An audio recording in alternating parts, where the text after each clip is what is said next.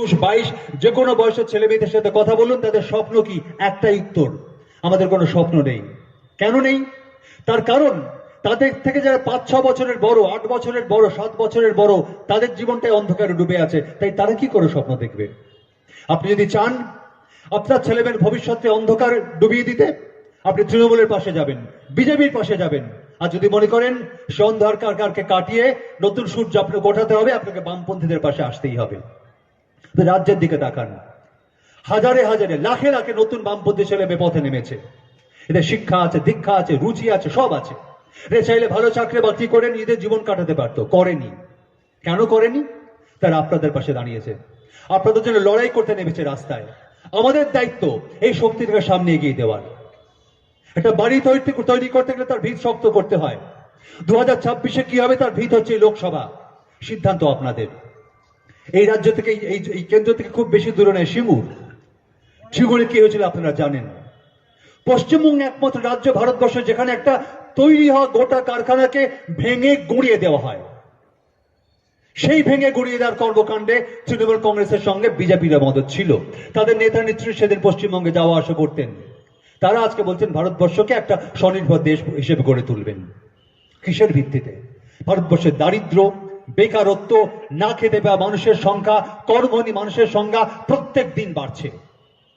অর্থনীতির কথা গল্প শোনাচ্ছেন আমাদের। ভারতবর্ষ নাকি বিশ্বের 3য় অর্থনৈতিক শক্তি হবে।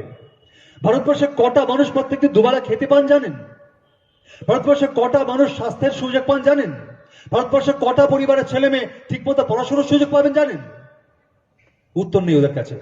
উত্তর নেই বলে ওরা আমাদের সম্প্রদায় দিয়ে বিভাজন করতে চায়। দিল্লির বুক থেকে ঠিক হয় আগামী দিনে পশ্চিমবঙ্গে, ভারতবর্ষে গরিব ছেলেমেয়েরা ভালো ভালো স্কুল কলেজে পড়ার সুযোগ পাবে কিনা। দিল্লির বুক থেকে বদলে 200 দিনের কাজ হবে কিনা। দিল্লির বুক থেকে ঠিক হয় স্বাস্থ্যের জন্য কত টাকা খরচ করা হবে। ওটা রাজনৈতিক বক্তৃতা দেওয়ার মঞ্চ নয়। তৃণমূল কংগ্রেসের দিকে তাকান, তাদের যারা সাংসদ দিল্লির সংসদ থেকে মোটা টাকার মাইনে নেন, তাদের দিল্লিতে যাবার সময় নেই, সংসদে যাবার সময় নেই। মাননীয় মুখ্যমন্ত্রী তাদেরকে দিল্লি পাঠিয়েছিলেন শোভাবর্ধন করবার জন্য। পশ্চিমবঙ্গে এটা ছিল না। যারা পশ্চিমবঙ্গ থেকে দিল্লিকে প্রতিনিধিত্ব করত, গোটা ভারতবর্ষ তাদের দিকে তাকিয়ে থাকতো, তাদের বক্তৃতা শোনার জন্য গোটা ভারতবর্ষ মুখিয়ে থাকতো। আজকে ভাবুন কি অবস্থা। কারা যায় সেখানে, কি তাদের বক্তব্য, কি তাদের মুখের ভাষা, কি তাদের সংস্কৃতি। গোটা রাজ্যের কাছে, গোটা দেশের কাছে এই রাজ্যকে কোথায় ডুবিয়েছি আমরা। আমরা পশ্চিমবঙ্গের বুকে ঘোড়া কেনা বেচার মতো নেতা মন্ত্রী কিনা বেচা হতে কোনোদিন দেখিনি। আজকে দেখি আমরা, আমাদের কোনো উত্তর নেই।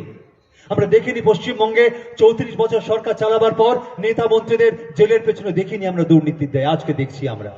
শিক্ষামন্ত্রী বলুন, খাদ্যমন্ত্রী বলুন, শিক্ষা দপ্তরের, খাদ্য দপ্তরের বড় বড় আমলারা বলুন জেলের পেছনে। কেন জেলের পেছনে? কারা সরকার চালালো? আজকে মাননীয় মুখ্যমন্ত্রী বলছেন, কোর্টের কথা বলছেন, বিচারকদের কথা বলছেন, উকিলদের কথা বলছেন, সিপিএম এর কথা বলছেন। তারা নাকি শিক্ষকদের চাকরি খেয়েছে। মিথ্যে কথা বলছেন। আই রিপিট, মিথ্যে কথা বলছেন। প্রশ্ন একটাই, এই চাকরির পরীক্ষা সুপ্রিম কোর্ট অব্দি গড়ালো কেন? কি পরীক্ষা নিলেন? কাদের পরীক্ষক নিয়ে করলেন যে পরীক্ষার পর কে পাশ করেছে আর কে ফেল করছে সেটাই বলতে পারলেন না? আরে একটা চাকরির পরীক্ষা নিয়ে কে পাশ করেছে কে ফেল করেছে বলতে না পারলে আপনি দিল্লির বুকে কি করবেন? কি কাজ করবেন? কাদের পরীক্ষা নেবেন? কাদের দায়িত্ব নেবেন? আপনাদের সিদ্ধান্ত নিতে হবে। আপনি দলের কথা বারবার বলছি, ভুলে যান। এই সময়টায় আমাদের দল, মত, ধর্ম, বর্ণ নিয়ে অনেকের কাছে প্রলোভন আছে, হুমকি আছে, ভয় আছে, নানা প্রতিরোধ আছে। কিন্তু আমি জানি একসঙ্গে থাকলে আমরা সব ভয় জয় করতে পারবো।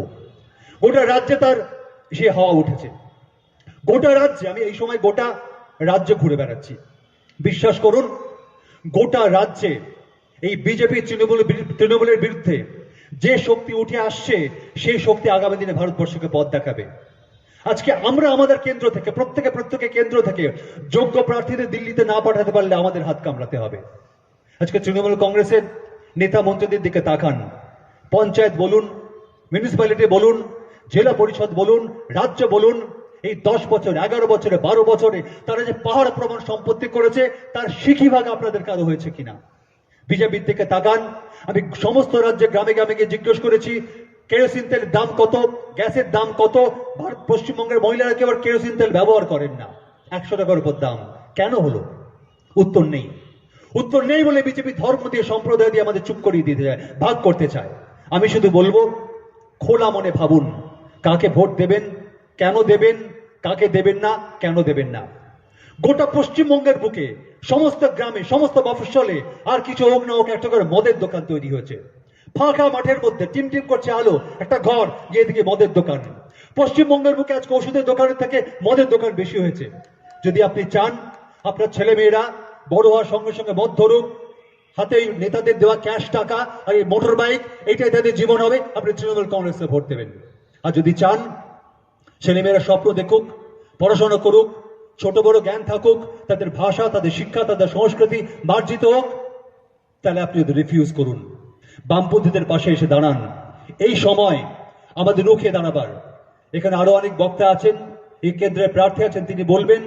আমি শুধু একজন শিল্পী হিসেবে, অভিনেতা হিসেবে, বামপন্থার সমর্থক হিসেবে আপনাদের আবেদন করছি, এই সময়টা আমাদের সবার রুখে দাঁড়াবার সময়। দল না ভেবে, রাজনীতি না ভেবে আপনি একদম বস্তুনিষ্ঠভাবে বিচার করুন, কারা আপনার বন্ধু, কারা আপনার বন্ধু বেশে শত্রু। পশ্চিমবঙ্গের বুকে ধর্ম নিয়ে এই বিদ্বেষ কবে এসেছিল? সম্প্রদায় নিয়ে উস্কানি কবে এসেছিল? আমাদের কবে? 34 বছর পশ্চিমবঙ্গে বিজেপির কটা সিট ছিল? আর 13 বছরে বিজেপির কটা সিট? কটা সিট আপনারা বলুন, আপনি রাজনীতির কথা ভুলে যান। তো যে মাননীয় মুখ্যমন্ত্রী সবাই পশ্চিমবঙ্গে বিজেপির এতগুলো সিট বাড়লো, তিনি বলছেন বিজেপিকে আটকাবেন। আর বামপন্থীরা বিজেপিকে দিল্লিতে আটকেছিল 2004 সালে, পশ্চিমবঙ্গে 34 বছর আটকে ছিল। সিদ্ধান্ত আপনাদের। আমি আপনাদের বলবো, শেষ কথা, শুধু একবার ভাবুন, লোককে ভাবতে বলুন, নেতাদের কথায়, মাননীয় মুখ্যমন্ত্রীর কথায়, আমাদের প্রধানমন্ত্রীর কথায় বিভ্রান্ত হবেন না।